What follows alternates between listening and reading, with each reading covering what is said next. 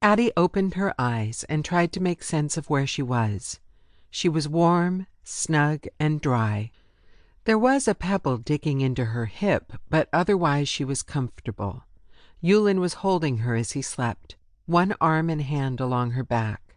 Her eyes glanced up at his face, at the peaceful strength in his features, even with the long scar that arched from the outer edge of his right eyebrow down to the corner of his mouth. For a second she wanted to kiss the lips mere inches away from hers, but she decided against it. He needed the restorative power of sleep more than she did. Behind her the fire crackled and hissed as a log split and fell into the coals. She shifted lazily and looked one last time up at her husband's face. It was the tiniest of movements up in the trees, a shadow on a shadow, not a trick of firelight, nor was it any kind of movement made by a limb or the rustling of the yellowing leaves. There, about 20 or so yards away, where she could make it out just above where a lock of his golden-red hair had fallen over his ear. Atty lowered her lashes, feigning sleep, and waited, just to make certain.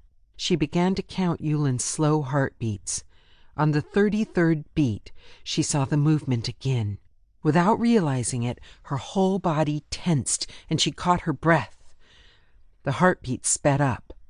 "What?" he whispered so softly she could barely hear it. Atty dropped her eyes to find his staring directly at her. "What?"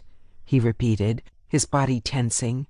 She replied by rolling her eyes up to the spot behind him. "Bloods." He pulled her closer until their lips nearly touched. "Where's your sword?" she murmured. "At my back, with my dagger." "Dagger's no good. I need to get to my bow, but if it sees me, it'll know." "The men?" "Unaware. It came through the treetops." "Just one?" Atty could feel his other hand flex its fingers where it lay between their bodies. Both of hers had been curled at chest level. "Follow my lead," she whispered, her mouth teasing his. Before he could reply, she started to roll over, like a sleeping form adjusting to a more comfortable position. With her buttocks against his groin, Yulen stifled a moan at the contact and tried to ignore the fantasies that reared up with the feeling of her shifting hips.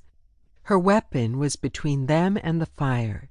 Using the blanket to cover her movements, Atty slowly, very slowly, reached over until she grasped the longbow and a single arrow, drawing it an inch at a time from the quiver so she wouldn't alert the blood.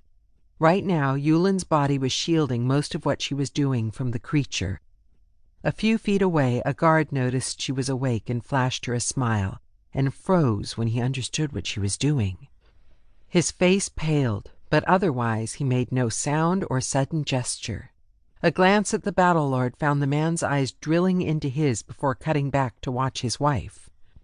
Once she had the arrow knocked, Atty arched her back, whispering, "On 3, jerk back the blanket and lie on your back as flat as you can." His hand against her stomach withdrew to clutch the thick quilt. 1. The creature hadn't moved. Her ears strained to listen for any further movement, but there was none. 2. She prayed for a clear shot. Well, there was just one way she knew she would get one, and that would be to draw its attention. 3! She yelled. Yulen threw back the quilt as he simultaneously rolled onto his back and flattened himself against the ground. The longbow and arrow arched up and over as Atty rolled with it until she was facing the opposite direction, leaning over his chest and aiming the weapon horizontally. "Hey, you! Monkey face!"